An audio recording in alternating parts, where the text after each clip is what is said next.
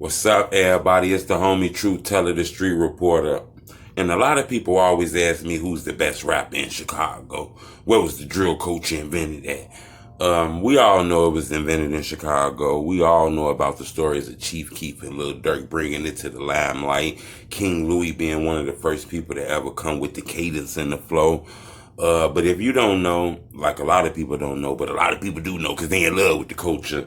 A lot of people credit a guy by the name of Pac-Man as inventing the drill culture, telling these gritty street tales inside of these raps and shit like that.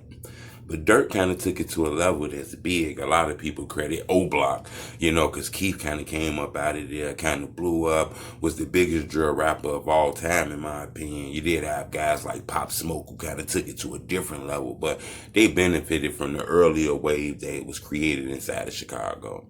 A lot of people talk about Lil Durk, though, Lil Durk was here when the culture first started off, too. He one of the founding fathers of the drill culture, if you really want to say that, too. When you go on YouTube and look at earlier videos, he got videos from 10, 11 years ago. That's like around the time the culture was just popping off and shit like that. But a lot of people don't know that the pain was created here, too, the drill, auto-tune, street story, cadence, flow. That shit was developed out here. Durk just dropped a project 7220. A lot of people know that's where his grandma used to live at, 7220 South Halsted. We actually rode down that block. I was going to do a video, a blog in front of that house, but unfortunately, it's a lot of people was outside.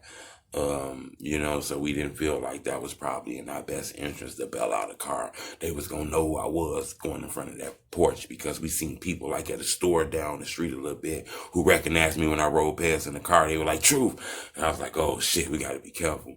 But people don't know that the pain was created actually in this house right here, as you can see. That is actually Lil Durk house where his grandmother used to live at. D-Thang actually said that, so a lot of people used to live in that house, and he knew that he was going to be rich living in that house. That house is in the trenches. I don't know if people realize that. And it's not actually something I want to share with you guys. It's not right around the corner from O-Block, I mean, it ain't that far, but it ain't right around the corner from O-Block. So for those guys to be like Durk, link up, I can get how hoods connected. But another thing that kind of hit me was that block was not that close to 63rd and St. Lawrence. So for those that be Durk enemies, the odds was kind of crazy. Kind of feel like that's something he inherited or something that he just picked up. Maybe he was in love with some of his homeboys who were beefing with those niggas and just jumped in that beef. He had love for niggas who were taking those beefs and shit like that, I guess.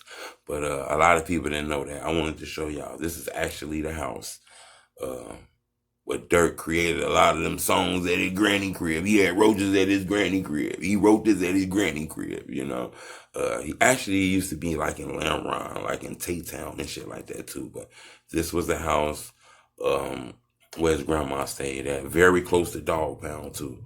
But it wasn't that close to St. Lawrence, in my opinion.